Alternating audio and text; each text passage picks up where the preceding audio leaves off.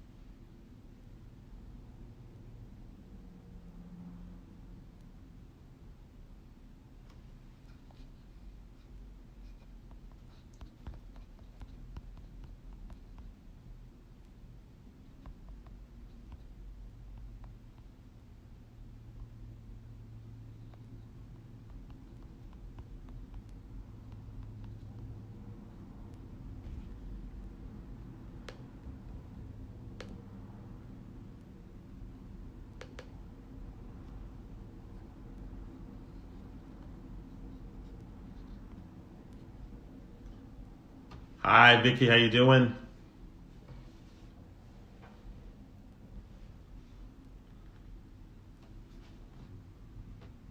I think I kicked everybody else out, Vicky.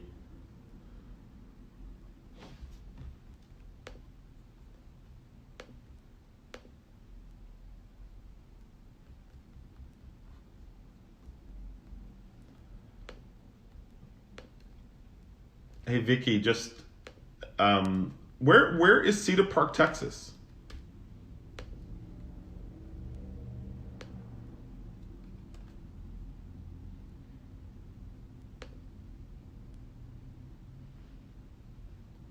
Where is Cedar Park, Texas?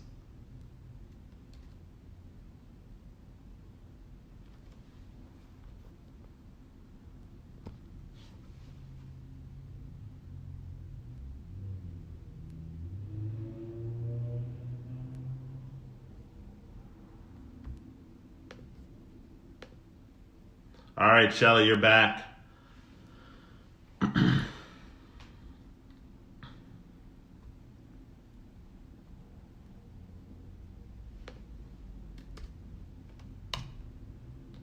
Albert Martin's back. Oh, it's near Austin. Okay, got it. I'm in Dallas.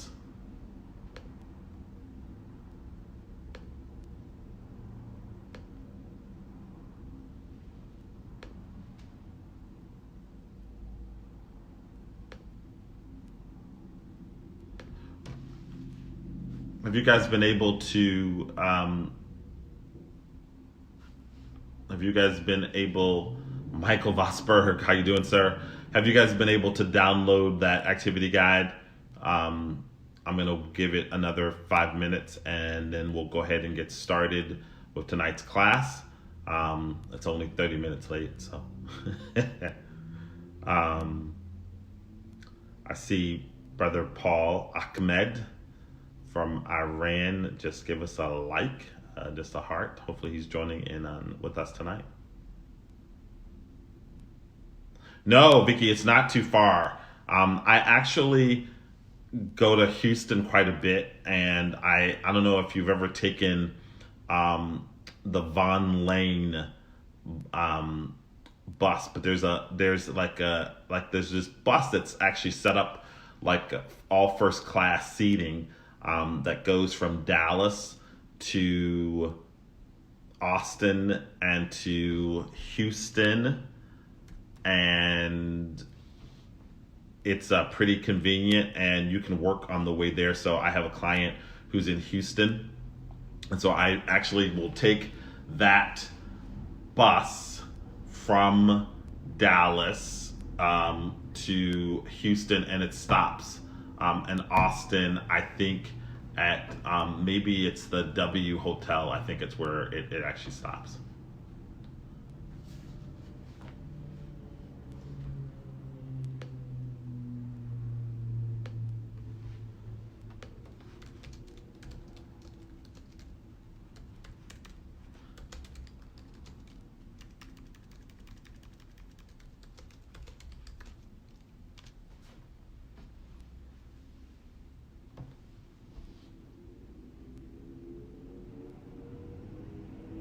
If you're going to be a part of the class tonight where we're going to do how to start your business step by step, It's a 40 there's a 40-page activity guide that we're going to be using for today's class.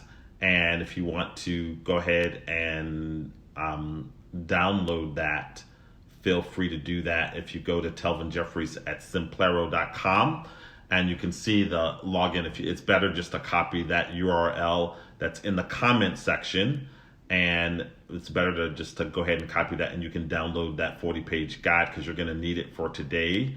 It's going to be very, very helpful for today's conversation. Again, if you haven't had a chance to go ahead and just go ahead and copy that URL, and you'll be able to go ahead and download the activity guide that we're going to be using for the class tonight. And I'm looking for probably, and there is Elijah Pierre. I think when we get this to about 10, then I know we actually have at least the core group of people in this group. That's in the group will actually log in. I think we're waiting for. Can we just somebody just do a reach out to Odelia and to brother. Oh, he's actually here. There you go, brother Ahmed. Brother Paul is here, and brother Zane is here. How you doing, Zane, tonight?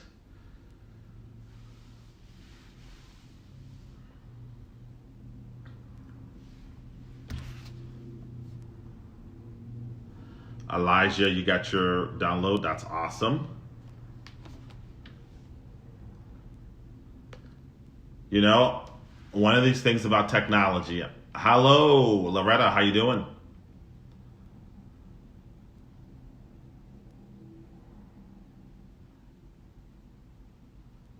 Brother Zane, yes sir, present. I'm doing very well. We're trying to do this. I talked to Kelly earlier today. We're going to try to do this on Zoom and run it live through Zoom, but for some reason Zoom won't allow you guys to see my slides, so we're not going to do that today, but we'll be fine. Sister Odelia, we're glad to see you tonight as well, and I think here in about a minute we should go ahead and get started.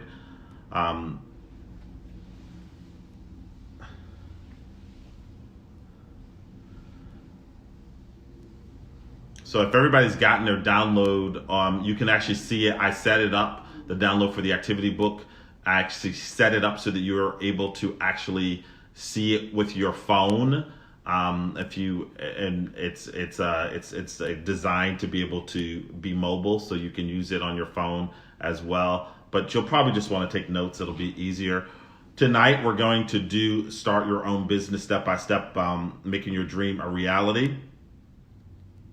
And I think that's this is part 2 of a conversation for last month's teaching, where we really worked on we really were doing the activity, right, where we were looking at the idea around business from a self-existent perspective. And for some of you guys who are going to be seeing this this later, you're probably going to wonder some of the terms that we're using on this class. I'm going to try not to use a lot of the terms that we use in the school, the Zane K. Couture International Institute of Pneumatology. I'm going to try not to use some of it, but I'm going to tease you a little bit, so maybe you might actually want to go follow that group and see what this is all about. So I'm going to go ahead and get started. My name is Telvin Jeffries. Obviously, you guys have found this. I'm a master mentor for Zane K. Couture International Institute of Pneumatology, and I primarily focus in the area of business. This class, as I said earlier, is about starting your own business step by step. And I think the way that we're going to approach this tonight is going to be a little bit different, maybe than what you are used to. We're going to talk about it from a spirit perspective, and knowing that, first of all, that we are, as Christians, we are our spirit. So I'm going to first of all ask any of you, if you get a chance to go into go into the search section and type in Zane K. Couture International Institute of Pneumatology and check out that group. It's a group of Christians who are studying the whole idea around actually being self-existent and not codependent. In other words, in my words, being kings and lords on the earth, not in the context that you are over one other, but that you are a king and lord over spheres of influence. And that is the role of a son of God. Now, if you can't find this, I think I see, let me see, it says, Odelia, where's the book? The book, you actually, if you go through the comment sections, if you go through the comment section, you can download it. People are saying that they cannot look at it. So if you're on your phone, you won't be able to look at it and watch the feed at the same time. But the link is also in the comments. So if you want to, what I would recommend you do is just take some time, just get a pad and a piece of paper and take notes as I talk, and you will be in good shape. But you'll want to look at that guide later because it's going to be really, really helpful. It's a great 40-page guide that's been put together for you. All right. So without further ado, first of all, I think there are a lot of people who actually dream about starting their own business. And I think for me, it's something that I always knew I wanted to do. When I was the age of 21 or 22 years old, I actually watched older people in the businesses that I was in, and I said to myself, at a certain point, by the time I'm a certain age, I no longer want to be working for someone. And I thought it was because I thought it would provide more freedom for me, and that I would have learned enough in corporate America to go and be able to do something on my own. One of the things that I learned through that process is as I was going day by day and working, one of the things that really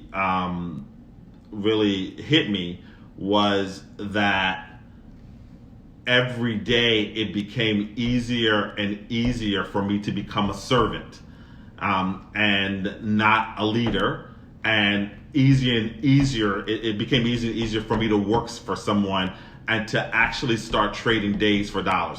Now, this class is all about Christians who want to actually start their own business. So I'm not speaking against people who actually have a day job. This group are people, we've already agreed that we want to be entrepreneurs. We want to own our own business. Now, I'm going to throw out some things that I'm going to say tonight that I think are going to challenge us both from a money mindset perspective, but I also want to challenge us from a Christian perspective. So let me start with the whole idea of the mindset of success and a money mindset. And I want to speak of it from a Christian perspective.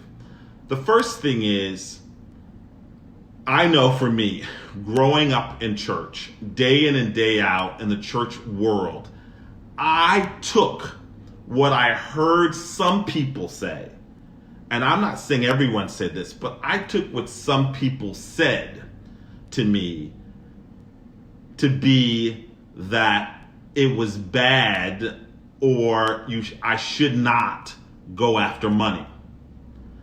I heard people say that money was the root of all evil. I heard people say you shouldn't put money first. I heard people say you shouldn't go after money. And so for me, it certainly created a mindset where I still wanted money because I knew money did some things that I needed to do and wanted to do, but I had this mindset around money that was really while I was going after the money, I was still challenged around, okay, in my head, like, should I be really trying to get money? Maybe I shouldn't. But there's one thing that I think has to throw all of that idea out of the window, that the whole idea that money is bad from a Christian perspective is, number one, is that if you have a day job, you are actually leaving the people who are most important to you most of the time to actually go more time than not. And I mean a lot of time of your week. You're leaving a lot of your week to actually go and spend time with people who aren't your most important people. So you have no flexibility. That's the first thing that actually, like, get a mind shift around, is that you don't have any freedom. And when you don't have any freedom, you're actually putting money first, because I'm chasing money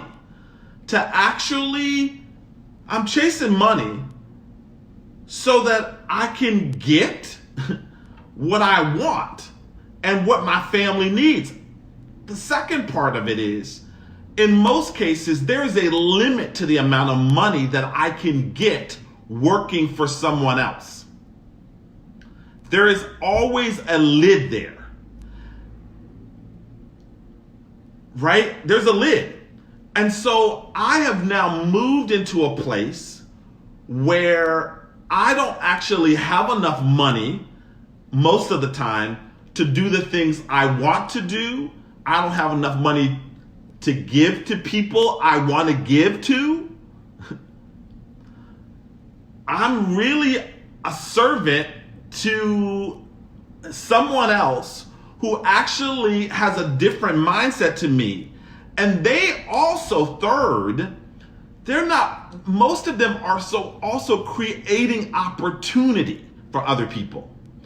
So now, think about it. One, I have to go spend time away from the people that I care about, number one, and go spend time with people and do things that I don't necessarily want to do. I actually have a lid on what I can make. And then I've moved to a place where it's really all about me. Because going to that job day in and day out really is all about me. I mean, I end up having to do things to survive.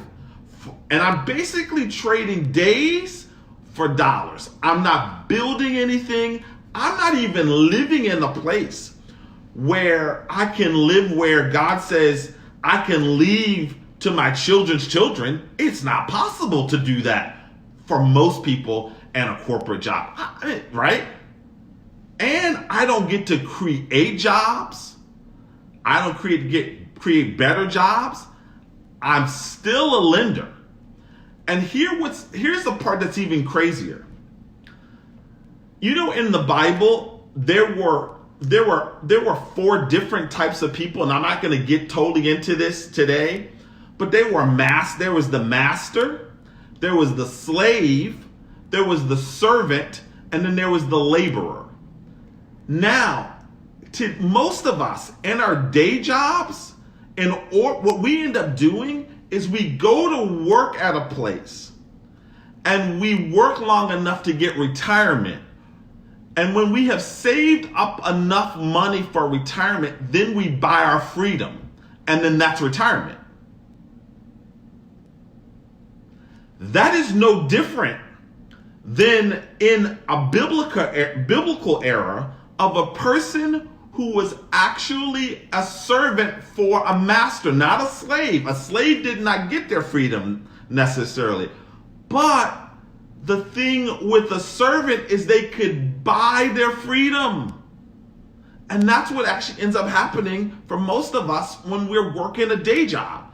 So if there's some questions for some of us around the whole idea, and if you can think about it, if there's some questions around the whole idea about entrepreneurship, and let's tie it up to biblical examples, right? I'm just throwing it out to you. There's some things to consider. Now again, I am only sharing with you thoughts and things that I have learned and experienced. And you got to go do with that with you what you want and what you will. But here's the thing. It is proven, it's a fact, that for 90% of the people who go get a day job, and it's probably a little higher stat than that, but over 90% of the people who go get a day job or stay in a day job will not have freedom to do what they want to do, spend time with who they want to spend time with. And if you guys are jumping on the lives, by the way, just so you know, this class is about how to start your own business step by step. We're not an MLM, not selling anything. This is a Christian group, and we're talking about how we can actually live self-existently, how we can actually live our lives out in a way that we're not codependent upon anyone at all. So let me get back to the point. So you guys got that point on the biblical mindset, in terms of just thinking about how to think about entrepreneurship. I want to talk about also around the idea of money. As I was saying earlier, one of the challenges, I think for all of us, is to get to this place where we understand one thing, and this is really important. I actually want you to write this down. The Bible says that the birds don't toil. They're fed. So there isn't any reason for them to worry. The Father feeds them every day. And aren't you worth more than many birds? Is that not true? Now I'm gonna be like I grew up, a Baptist preacher, and because I can't hear you guys, I need you to type yes if you heard me. You don't gotta touch your neighbor or anything like that. I'm gonna get you to type yes if you heard me on that. If you understand what I'm saying about that particular verse. You guys there? True. Yes. Come on, I need everybody to kind of let me know that you hear me.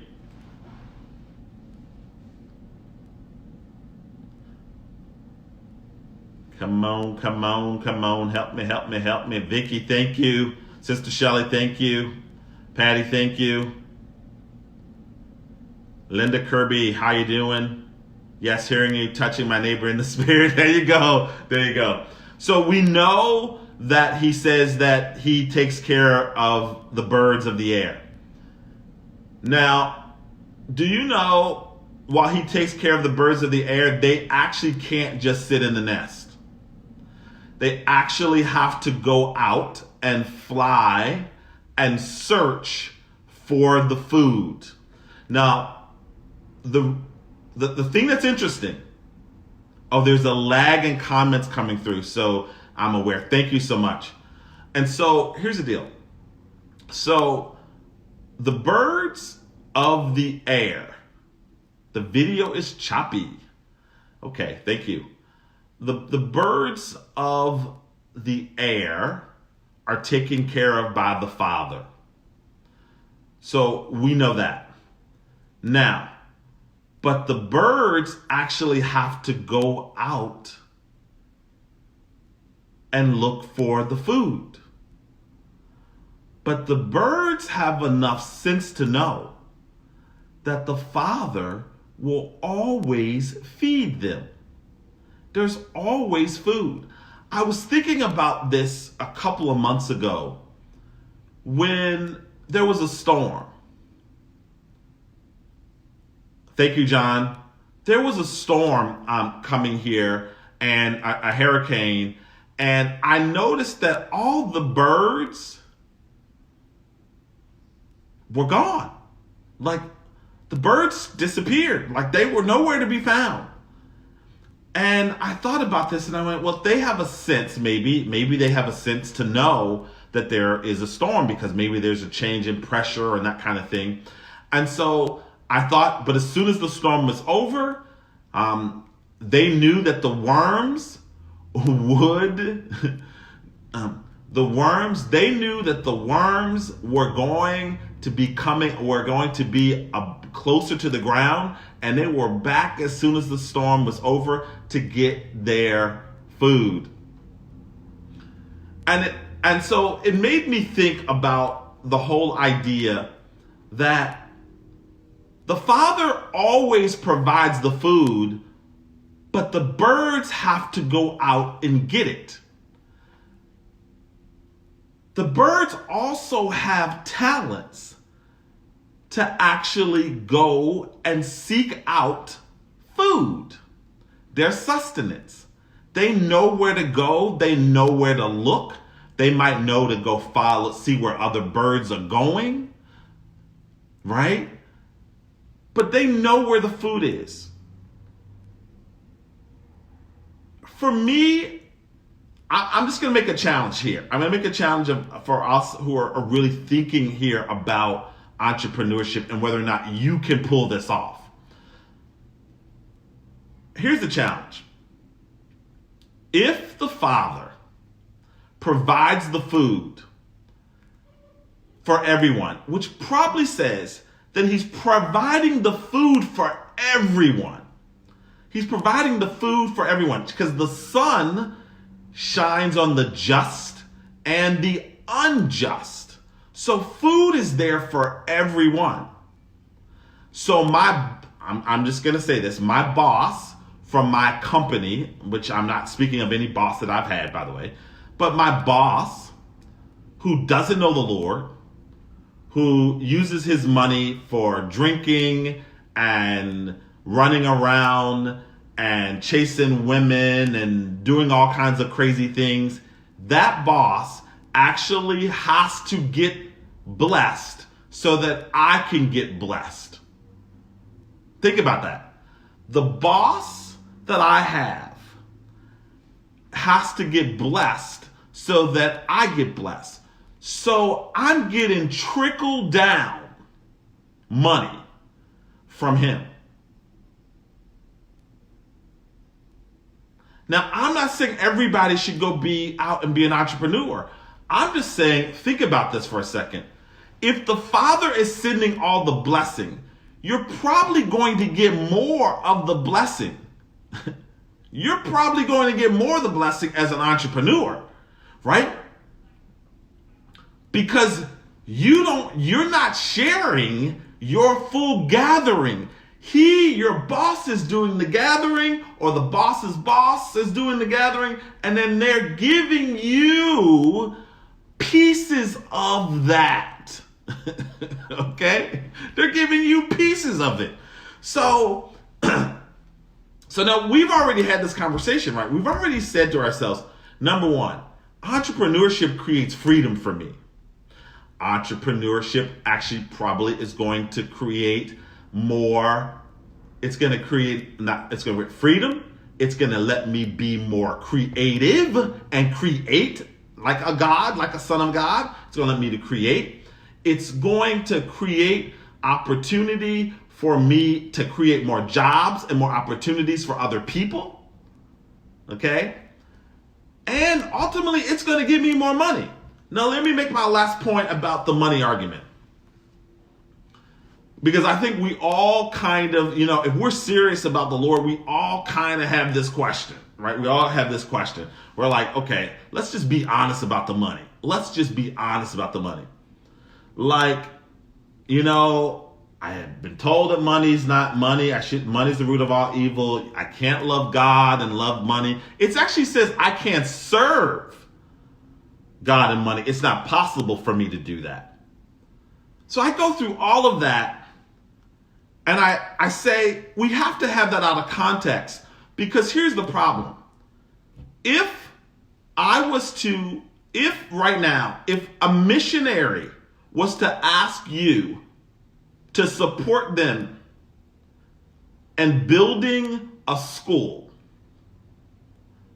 funding a group of kids, how many of us could actually do it? Literally, how many of us could do it? If our neighbors were in trouble, how many of us actually could help them? How many of us are in a situation where we are the borrower and not the lender? It's a challenge. It's an interesting challenge, because we have a lot of us have bought into this idea that we should think about money. It's funny, you could ask somebody the question, you could say, if you were to get 10% raise on your job, what would you do? Most people would actually say, I'm going to save it. I'm going to get something fixed in my house. I'm going to get a new car. If I said to that person, you didn't get a 10% raise, you got an inheritance of $20 million. What would you be doing with that money? People would start saying, well, I help my sister who has this problem and this problem. I would help my parents and pay off their house.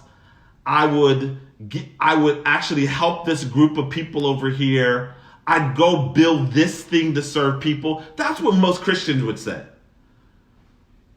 But we've bought into this idea that I shouldn't get too much money. I shouldn't have too much. See, the only people who say money doesn't matter is the people who, in my opinion, are people who are selfish and thinking about themselves. It is not a self-existent creator. It just is not, right? What it is someone who actually has moved into a servant mindset, right? And the whole opportunity here is in order to be a son of God, right? To hit it hard. In order to be a son of God, I actually have to function as a son. And the son actually influences everywhere they go. They're an influencer in the business. Their names are renowned. They are the people come to get wisdom from. They are the lenders. They aren't the borrower. They are the people who people come and get wisdom, not just in things of the Bible, but they also can tell you how to navigate wisely the world. Jesus said, "Why am I going to explain spiritual things to you if you do not understand earthly things? Why am I going to explain to you spiritual things if you don't understand earthly things?" The Christian, we ought to be the people who are coming up with ideas. I think I've said this about the coronavirus. We have to be the people, we should be the people who have either we're doing it or our children are the ones who actually know how to solve the problem on the earth. Because we are the wise sons, yes. Right? We have the mind of Christ. How can we have the mind of Christ and we're broke? See, we have it, we're just not functioning in it. We don't have any money. We're borrowing money. We're actually seriously, we're actually tithing to get out of debt. Right? We actually should be the ones who actually have the solutions to the problem. The pastor ought to be able to come to us and say, we want to do this in this community? Do you actually know we want to make our community economically better? We want to influence this area. But we actually have to have some knowledge. We actually have to have some skills. We have to have some influence. And on this side of heaven, it is money. Okay? It is money and wisdom, right? Wisdom is the principal thing, but money answereth all things. So, I don't want to beat down the idea here, but I do want to set as a preface, right? Is that we all have talents. We have things that people need in us. And I'm telling you, it is not all going to be through prayer. It is in practical things, in pragmatic things. I don't understand how any of us can believe that God the Father has allowed the earth to exist this amount of time and does not want order on the earth. And while we're praying for order on the earth, he's asking us to bring the order on the earth. Sometimes it is through prayer. Sometimes it is through speaking. And sometimes it is through creating and taking action and doing it. And you get to do that when you own the company. You don't get to do that when you don't own the company. If you want to be an influencer in the community and can bring change on the earth and create order on the earth, we actually have to own the companies. We have to be creating the solutions. There are people, and I've been saying this forever, they are people praying for stuff that you have in you. They're praying for the stuff that I have in me. They're crying and they're saying, why isn't there a job for me? Why isn't there an opportunity for me? Where is this information? Where is this solution? Where is this product? Literally. And we're not taking action. We're not doing it. We are sitting on the side. We are praying and praying and praying and asking and waiting and saying, God, please show me this. And some of us are asking God for money. And he's saying, it's out there. You are the bird. I have provided it already. Go get it. And here's the thing. In entrepreneurship and starting a business, you might fail. You might fail. But you might also get fired from your job. I mean, there's not much difference. You could actually do this. You could actually go get a job and you might get fired. Yes, Sister Pat, we're sitting on our blessed assurance because it's comfortable for us. See, we actually, what is it they say? Our 4 and no more, or our 3 and no more, because we're taken care of. Because we're all right. We are just all right. But you know what? Our brothers and sisters aren't all right. They're not all right. So anyway, my goal today, first of all, in the first module is to talk about developing a mindset for success. And what I'd like for you to think about is identifying your big why. I think I tried to make an argument in the last 30 minutes, an argument of why I think you need to start your own business. Whether that is that you're going to start something on the side, you're gonna launch out and do something that you've been waiting on. Some of you are already in the midst of your business, and some of you guys are questioning it. And some people have failed at their business, and I can tell you myself that that I have certainly had. I've had lots of feedback, and by the way, that's kind of how I look at failure. I would really describe failure, and I don't mean it as a euphemism for failure. I honestly did things in my business that didn't make sense, and the things that I started that just didn't work out, partly because my plan wasn't solid, and I'm hopefully teaching some of you guys some of the things that I learned. But I think the substratum, the foundation that really makes us all come together and makes it really work is it starts with having the right mindset.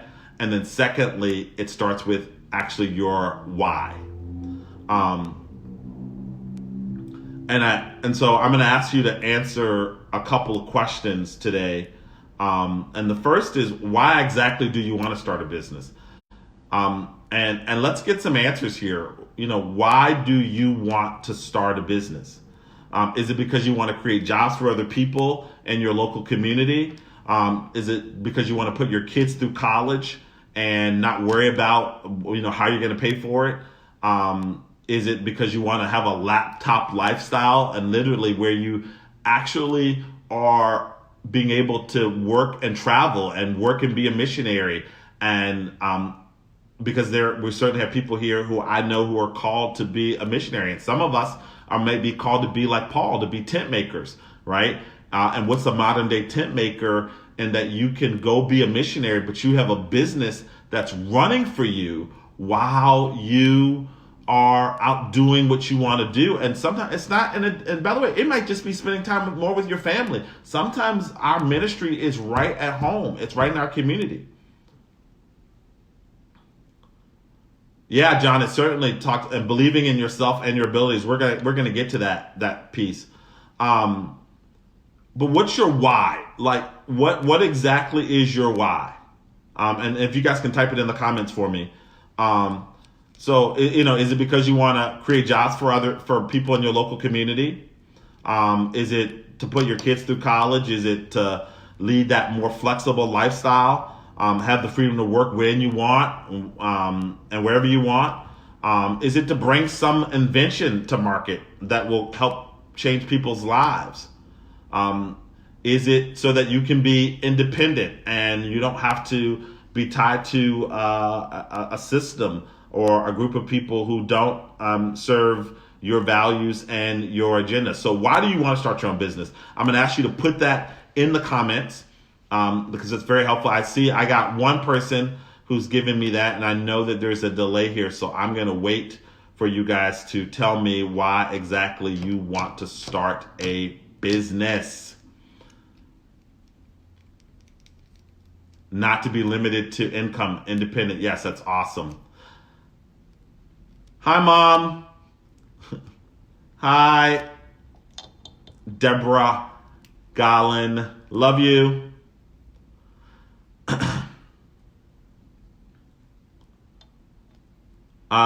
Independence.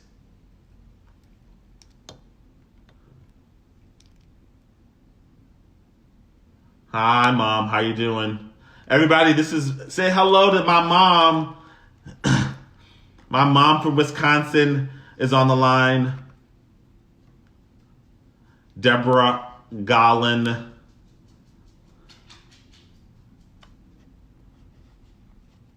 Freedom to work my own hours. Yeah, John, that's like big, right? And it's funny, it goes back to that thing earlier that I was saying around, today, listen, we want flexibility. And thank you so much.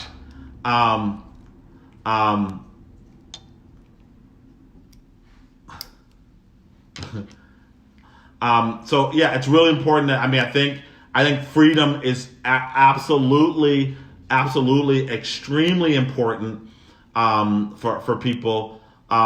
Does anybody have like this burning thing inside of them that they're like, I gotta go do this, the world needs it? And I think there's somebody else here who actually, I think it's Elijah. You actually have that. Independent, freedom to spend more time with loved ones, make more money, be your own boss. Yes, flexibility.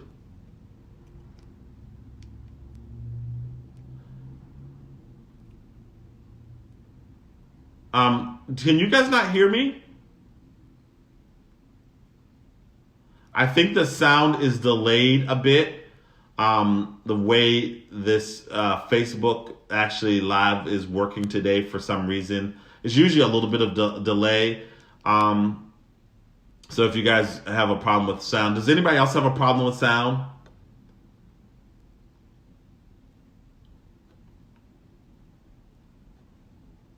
Oh, you can hear? Okay, good.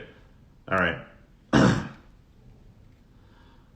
So, thank you. So, here's the thing. I want you to write your why down. And I want you to visit that because here's the deal. What I have figured out for myself is that you are going to be challenged. Life is going to throw you a challenge. There is no business that doesn't hit a brick wall, doesn't have slumps. And you're going to find that there are going to be times that you're going to have to come back to your why.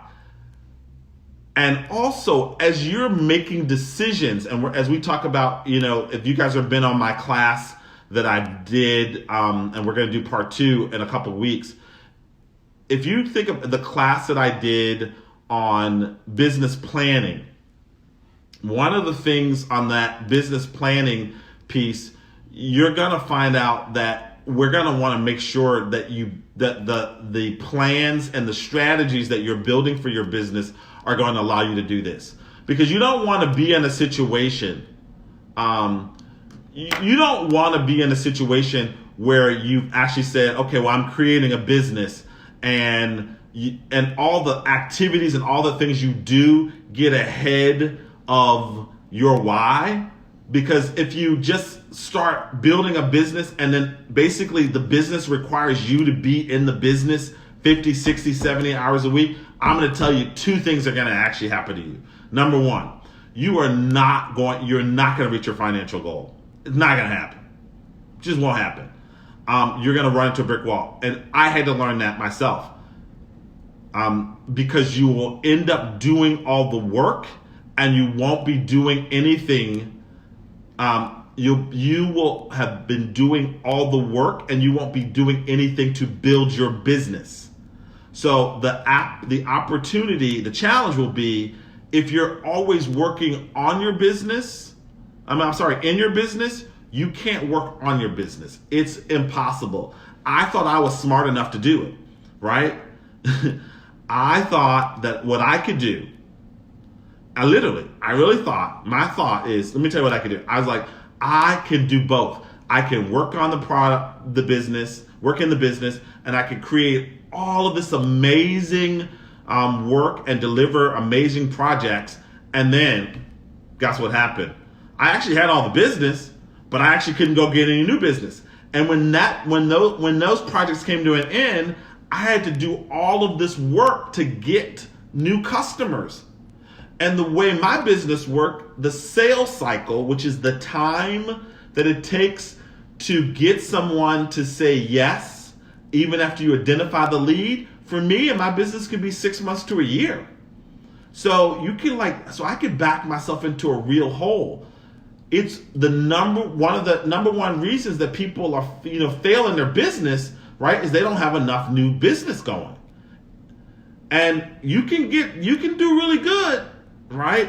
Getting business and then doing and executing, because a lot of us, we're used to doing the work. We're used to executing. We're used to getting in, doing what the boss said, and not thinking like an owner or a master. We're thinking like a servant. I did it, right? So we have to shift our mindset. But the reason why I asked you to think about your why, because I think it's really important for you in the context of what you're about to build. So let's see, stop for a moment. So Zane, let me go back. Let me go back. Adelia says, I used to say when I worked this job was was in my way. Yeah, the job was in your way. Shelly said, I first started my business to be able to provide for my family and freedom because I was making a lot of money for my ex-boss and not me. Yeah, that whole thing about the blessing, the blessing of God has actually fallen down on all the people. I mean, falling down from the earth. It's already on the earth, right? And we can't get our part, right? We're actually sharing. We're getting a fraction of the money that we could actually get. Zane says, I set the example of being financially self-existent. Yes, I think that's important. Zane is calling out something here, guys, that is really important. I think to set the example of being financially self-existent. I will tell you that's important. Think about something. Probably, I don't know how long it was ago, but there was clearly a time where people were being trained to start their own business. And then companies started to say to schools, you need to train people to come work for us. I want you to educate people to come work for us. Well, think about it today. I mean, there are a lot more than maybe it was 10 years ago. There are a lot more entrepreneurs out there today than there were, let's say, 10 years ago. But a lot of times as parents, we're talking about what kind of job our child is going to have, and not actually how are we educating and teaching our children to be creators like the Son of God, the sons of God, the daughters of God. Like, we're not teaching them to do that. And so we're not setting an example on how to be self-existent. We're actually setting an example of how to be codependent. I love that, Zane. So not having a financial ceiling, more importantly, deliver to the world what God has put in me and charging me to be financially sustained doing it. John says, it's not easy to run your own business. I ran in the red for a few years and really had to question whether I should keep up with it. Oh, man, amen, dude. I live that. Trust me. I didn't start off that way, but it hit me. We see Elijah says, I want to change the economic landscape of this world, making the 99% richer than the 1%, but through functionality. Love that. That's awesome. I spend much time doing and not getting any time to improve the way a firm does. Yeah, you know, that whole idea, and I think part of that, John, is I think there's a challenge for those of us who are, and I think this has to start with everybody. If you're starting a business today, John is saying, I think he was going along with the whole idea where I said, we gotta build businesses. If you know what your why is and you want independence and you want freedom, you can't build a business that's gonna require you to be doing all the work.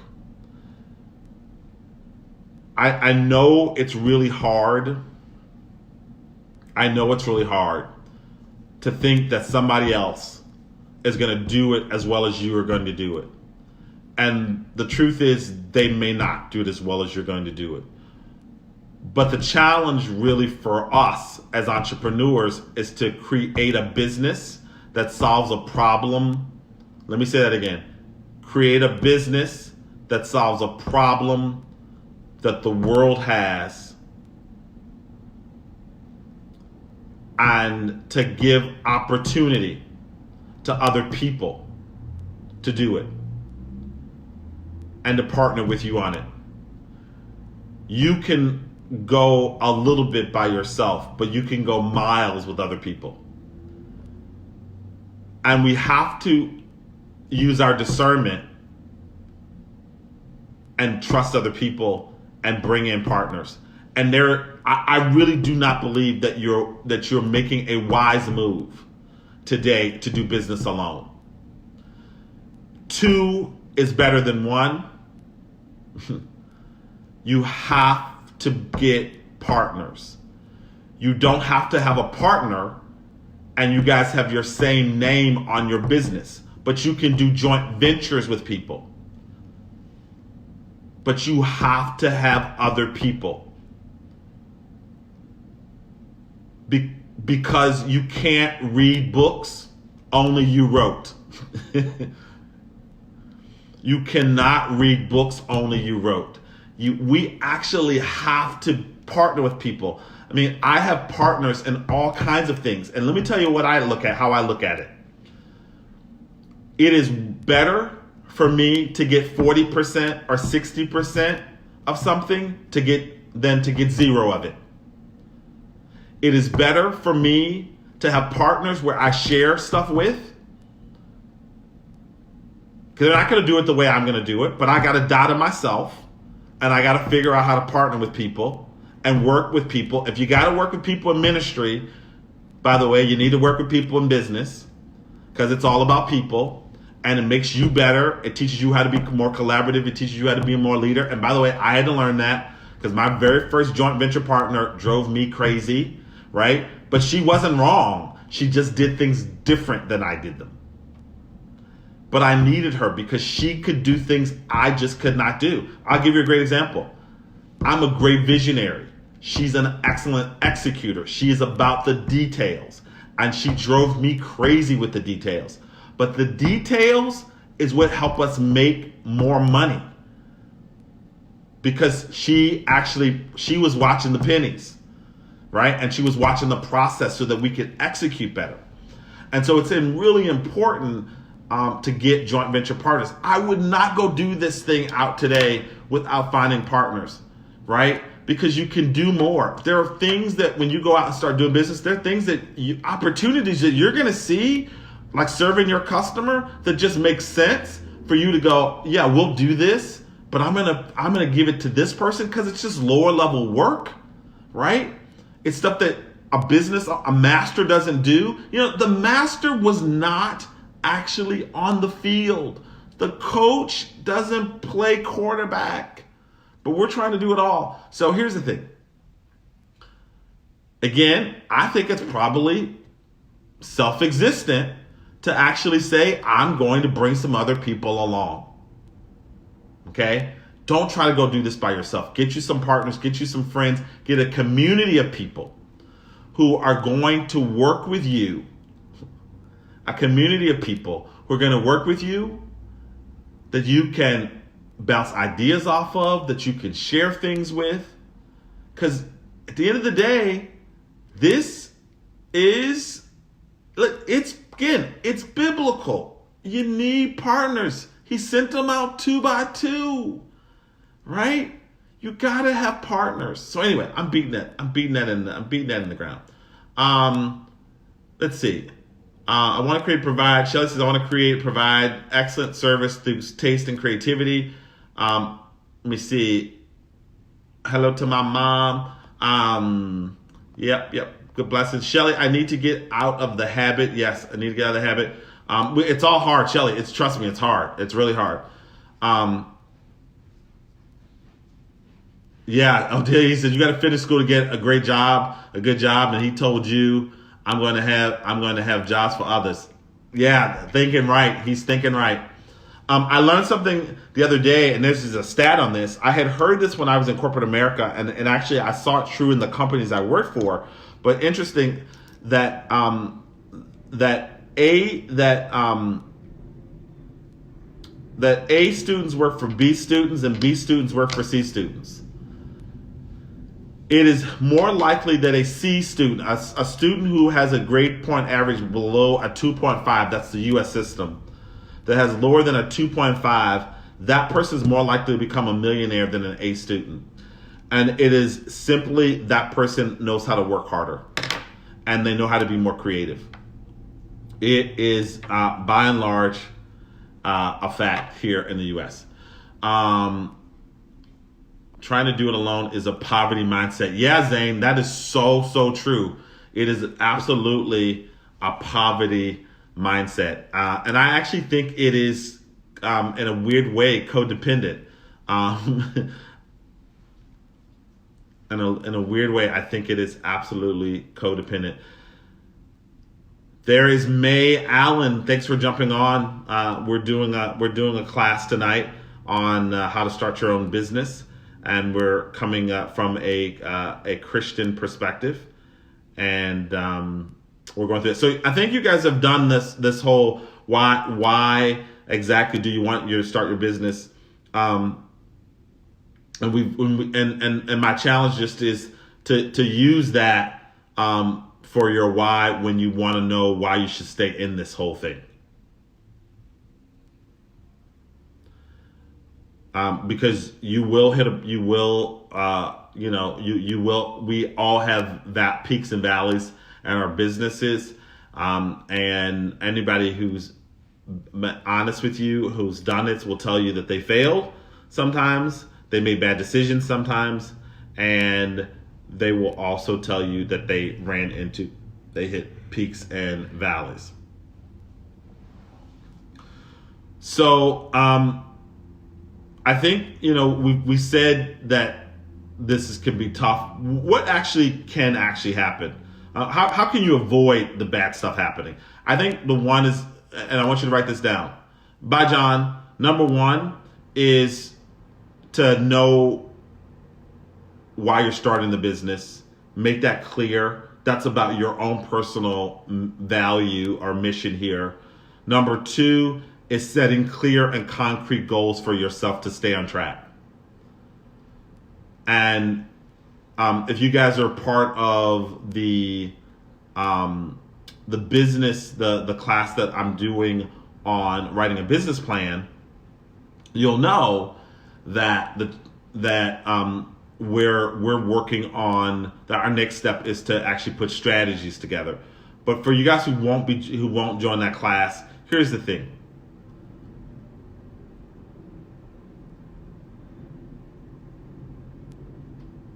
I think we know that the Bible says that a king counts the cost. He actually knows what it's going to cost to go to war, and then he also knows what resources he actually has.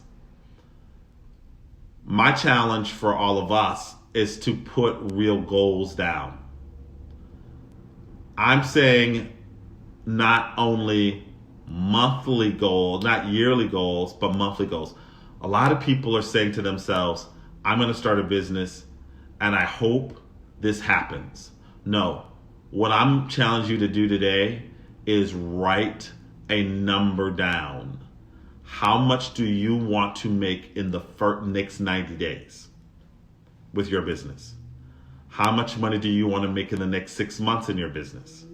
How much do you want to make by the end of this year in your business?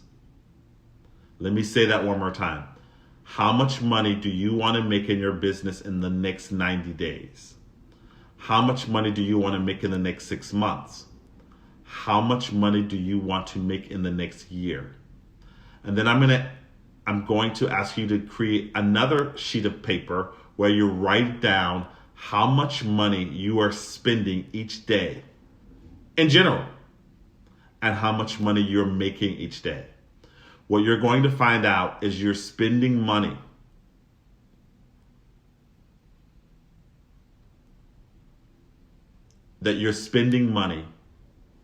that's not creating a return for you. That you're spending money that's not making a return for you. You could today on the internet, for every dollar that you're spending, you could probably be getting $1.50 back. But a lot of times, and I know this is me, I don't know what I'm spending, right? I don't know. I say I need more money to invest in my business for marketing. I need this product for my business. I need to buy this tool for my business. I'm going to start my business I'm going to start the next part of my business. I've started my business, but I'm going to make the next segment of my business when this happens. The problem with that is it may not take me $1,000 to do it. It may take me $30 to do it. but I don't know what I'm spending. And so I'm going to ask you to set clear goals for yourself and then keep track of what you're spending. Keep track of what you're earning. Because here's the thing. And I had to be taught this. Math doesn't lie, only the people who write the math.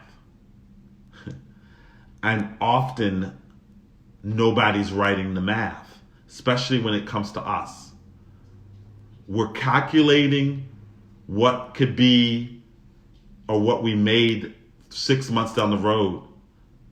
But if you're actually stopping right now and saying, okay, I want to make X amount of dollars, but I got to do these 3 things. I got to call these 5 people this week. I got to go meet 2 people. I got to go have lunch with 2 people this week. I got to send out 7 emails this week. I got to get on the phone and I got to call 4 people this week. I mean, know the math. King Solomon, who functioned in God's wisdom, the principle of self-existent network, which see equaled wealth and riches. Yeah, he networked. Yes. It is so important for you and I to actually take the time to do the math. And by the way, you don't even have to have a complex business plan or any of that. It is simply this. And I'm going to challenge you. If you haven't started a business, I want you to say, my business is going to produce $1,000 in the next 90 days. And I'm making it easy. Make a commitment. If you haven't started a business already, but you want to start a business, the business that I create is going to make $1,000 in the next 90 days. Now, some of you, you're going to be able to do 5,000. Some of you guys are going to be able to do 10,000 in 90 days. Okay? Now, I feel like I'm actually trying to raise an offering right now, but I'm not. I'm raising your wallet because you actually have the God-given talent to multiply.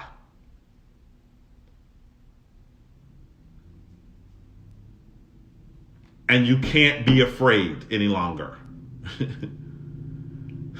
You cannot be afraid any longer. We cannot be the people that are like the people when the master returned and he was afraid. And he was afraid. Said, you are a hard taskmaster. I did not want to do the wrong thing. And he said, you could have least taken my money to the money changer.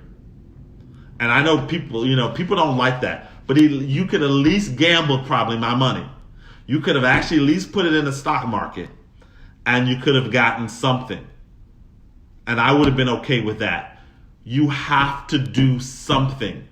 So my challenge is to say to yourself, $1,000 in the next 90 days.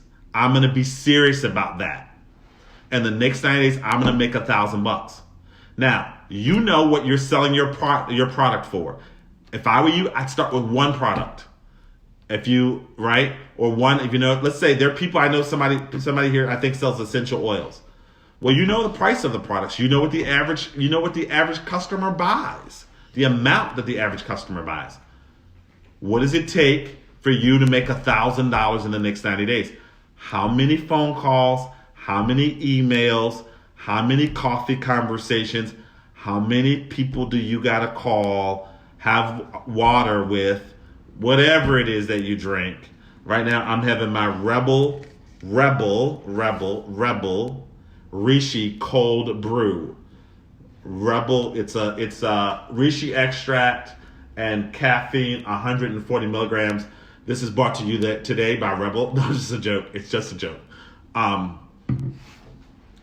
need it because I'm thirsty.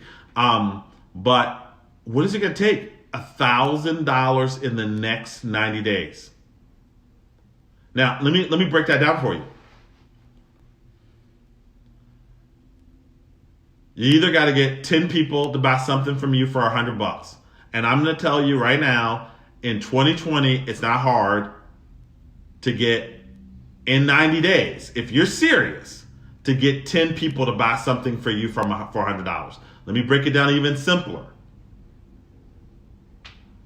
It's 20 people to spend $50 in 90 days with you.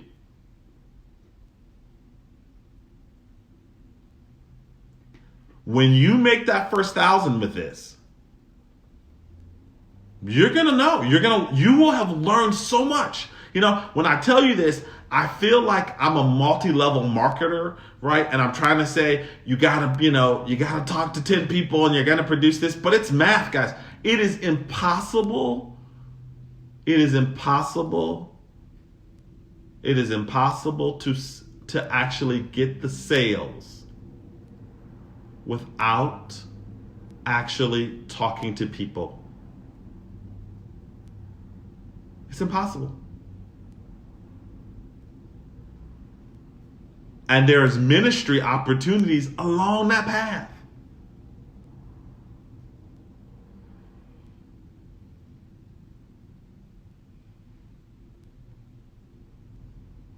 Now, somebody's going to say, I don't actually have the money to invest in my business.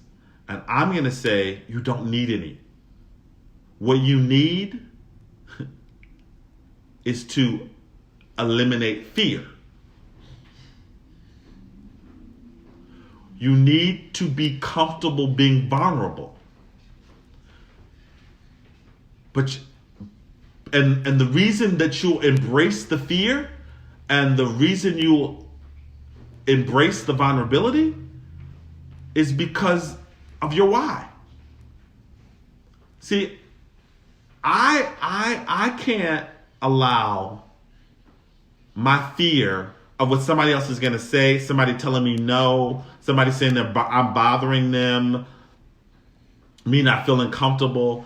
I can't let any of that get in the way of what I believe the world needs that I have. I can't look. Do you think do I really want to be on the live and having people come in and come out? Some people say they like it, some people don't, whatever. No, but listen, it's my calling. Yeah, you eliminate your fear because of your why. Your fear cannot, you got to say, what I want is bigger than me. What I really want is bigger than me. What the world needs is bigger than me. What my family needs is bigger than me. In the legacy that I can leave on the earth and how I can be a son and live self-existently is bigger than me.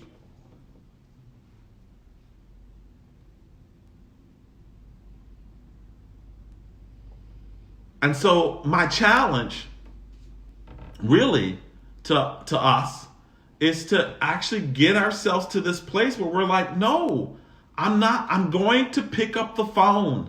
I'm going to put my feet to the ground and I'm going to walk and I'm going to talk with people and I'm going to network people. And some people are going to say no, and I'm going to get my pitch together and I'm going to learn how to say what I need to say and figure out what people need and how they want to buy what I sell from them. Because if you have an idea, if you have a product that you believe in, then your job is to convince people that it's great and that it's good. And the people who need it will buy it. Let me say something. There are 4 types of buyers. I'm sorry. There are 3 types of buyers. I'm going to let this kind of catch up, so I'm going to go slow on this. There are 3 types of buyers. There are people who want your product. They're real buyers. There are people who will never buy anything from you. They don't like you. They don't like your product. We're sons of God. We're self-existent. We don't care. Then third, they're sideliners. They're people who they're not sure. The sideliners are your best option. They're one of your best customers. And let me tell you why. It's because they actually are your training ground. They're the ones who are going to help you hone and prove why you are selling what you're selling, why you're offering what you're offering, why you're serving what you're serving. They're the ones to prove it.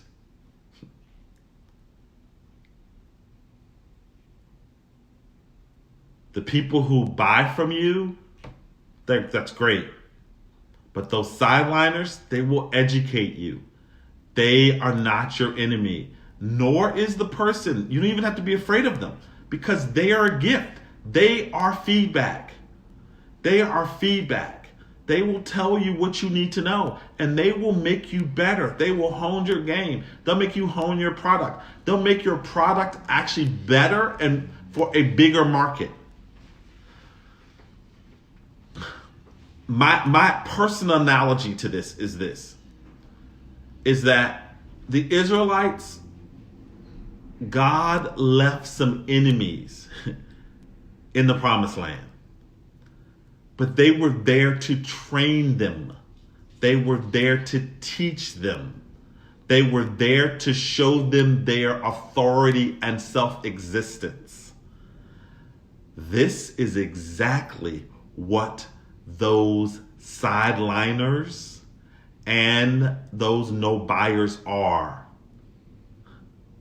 You can either shift them to your side. See, they made alliances also when they were going into the promised land. So they're a side. So they are there to train you. They're there to train me.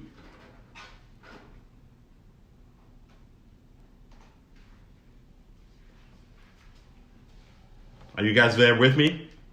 I'm going to stop for a moment to make sure that you guys have heard me.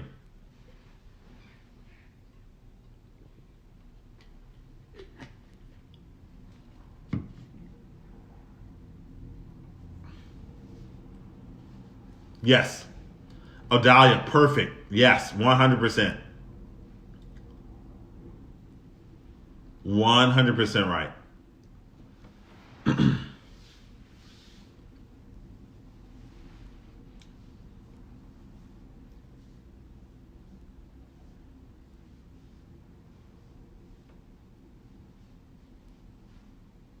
All right, I'm gonna go through 3 more points, and then I'm gonna stop and see if there's any questions, and I'm gonna close out for tonight because I'm gonna try to make sure that we stop at 9 o'clock, which gives us 15 minutes. Let me make sure that we do that in the next 15 minutes. So basically what you are saying is that all 3 are working for you in one way or another. Absolutely, Brother Zane. Yeah, absolutely. They're all working for you. And we have to, and again, it's like a mindset issue, right? It's really hard because we think they're making a decision that's against us. But in all cases, I love what you're saying. They're all there to help us. And I mean, all things work for the good. All things work. So Shelly, yeah, you experienced that that's awesome. I am going to go through just 3 more points, and then I'm going to close for tonight.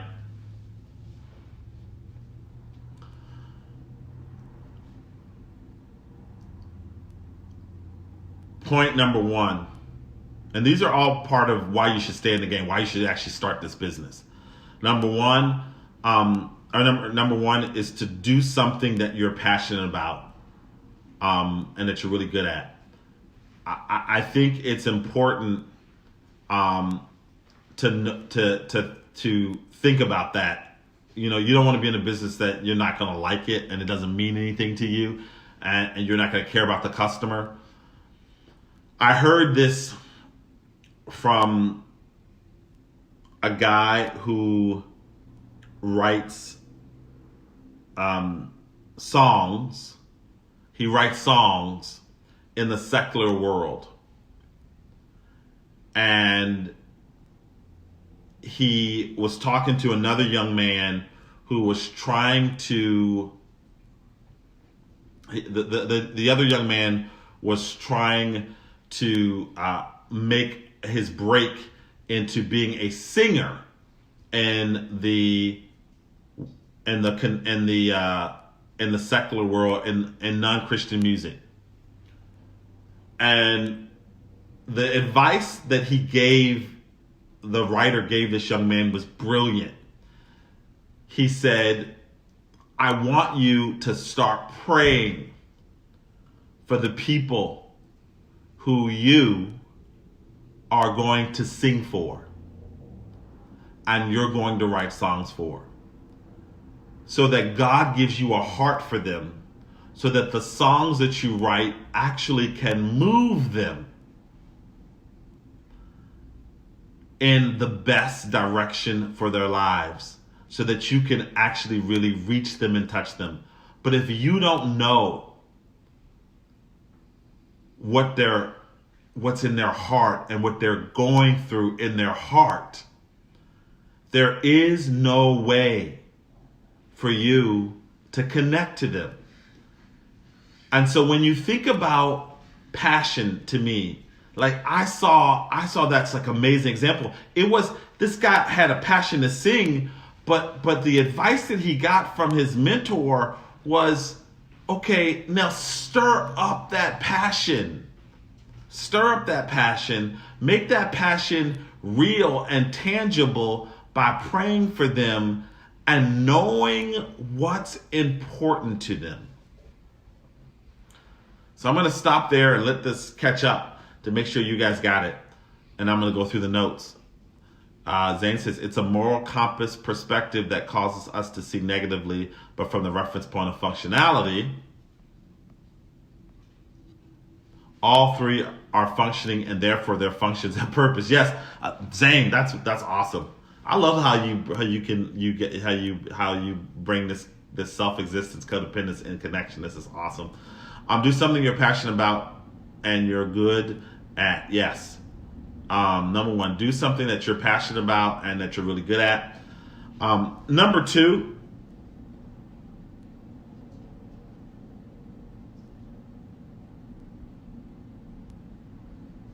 is surround yourself with people who are better. Surround yourself with people who are better than you at doing what you do. Surround yourself with people who are better at doing what you do and want to do, because they will raise you up. I was told this once, and I think we can find biblical examples of this, and I'm going to say that in a moment. But I was once told that I can predict the quality of your life 5 years from now by the people who you're spending the most time with. The Bible says that bad company, right, will compromise good morals.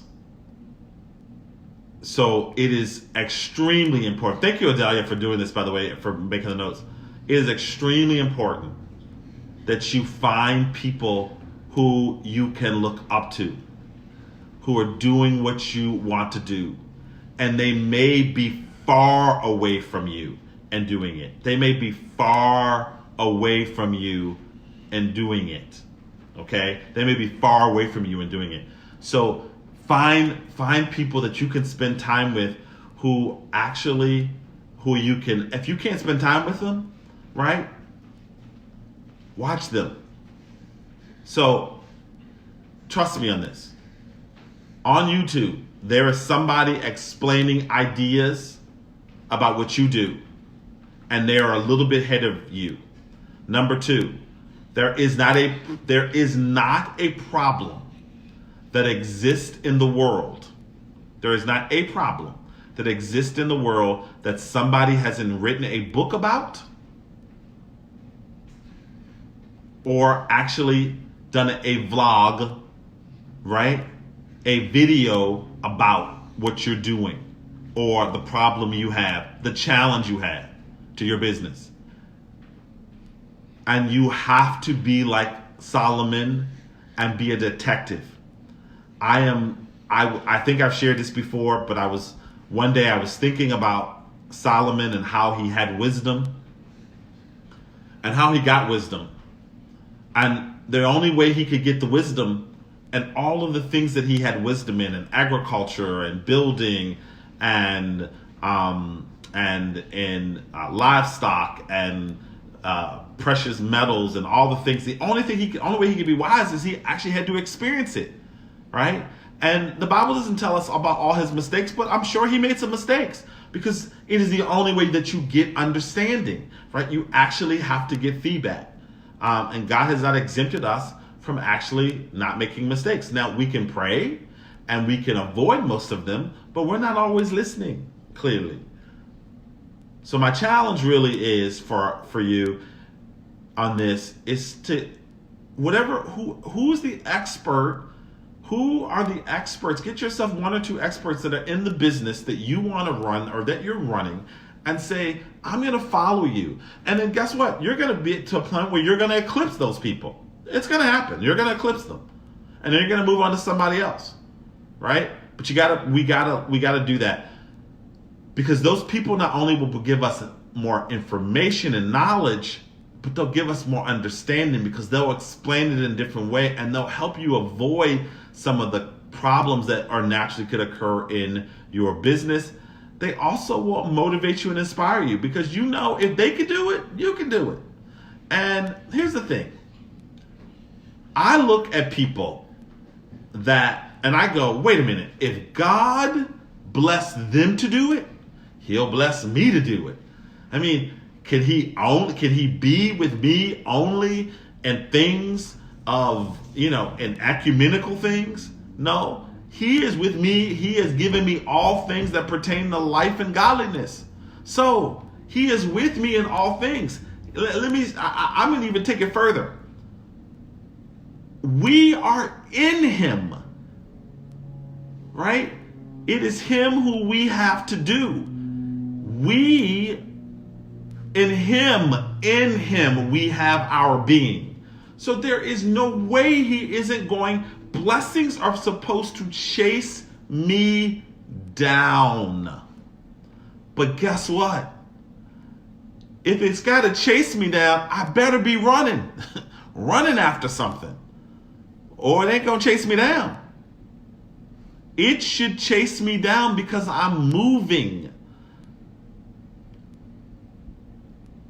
And so my challenge for us, and by the way, as I said, I'm challenging myself every day at this, right? It is 100% me saying, all right, I'm going to learn from some other people. I'm going to put some great people around me.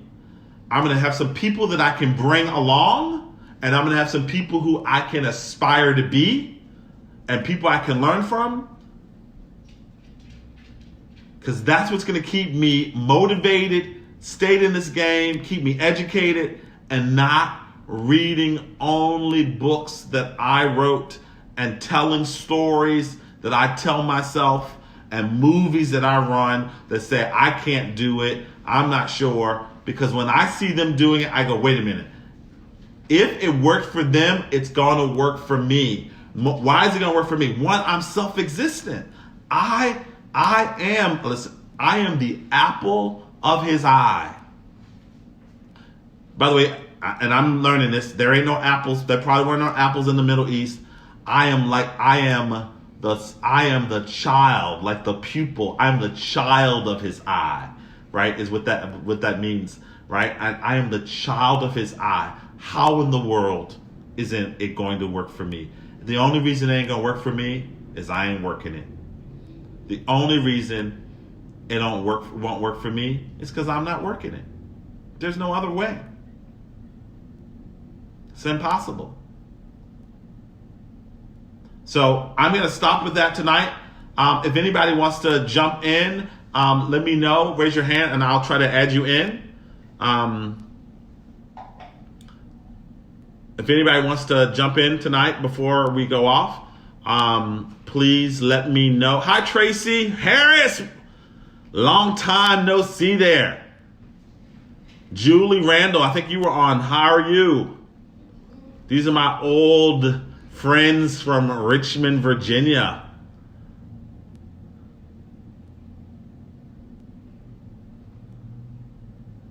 Blue Devils, where you at? Blue Devils, where you at? Let me hear you. Does anybody want to jump in? Zane, do you want to jump in?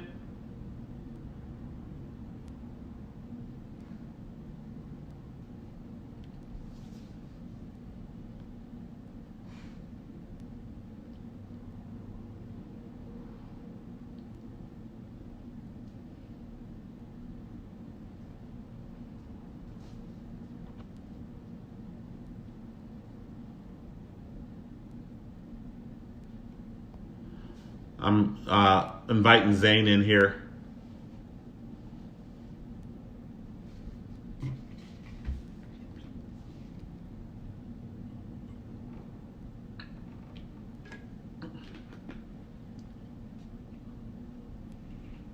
Zane, are you still here?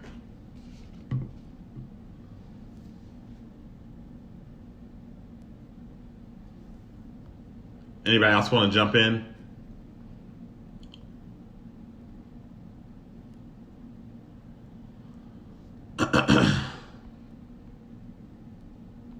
Where is Shelly? I think I'm gonna.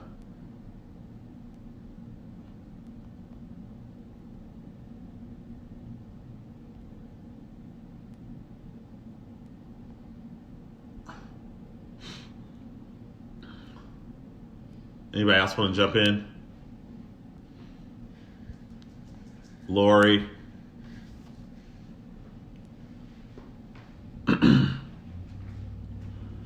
Zane says, not really, unless you would like me to contribute to something. How do I jump in, though? I sent you an invite. I'm viewing you on live. I sent you an invite to jump in. You just have to accept it.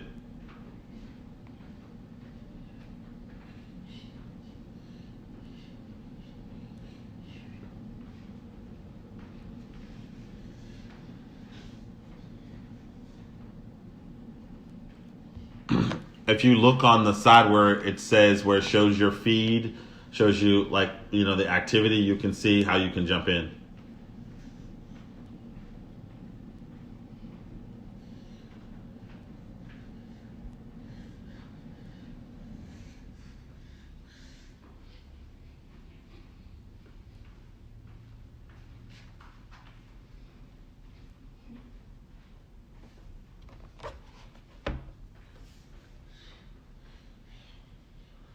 Hey, Brother Vince.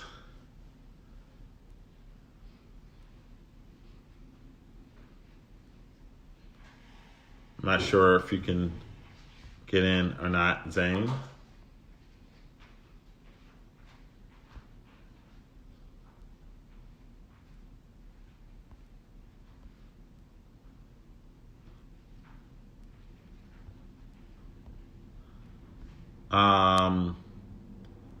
All righty. Well, I don't look like I'm going to get you in tonight, Zane. Hey, I want to thank everybody for coming in tonight. If you get a chance, you can certainly go back and listen to this.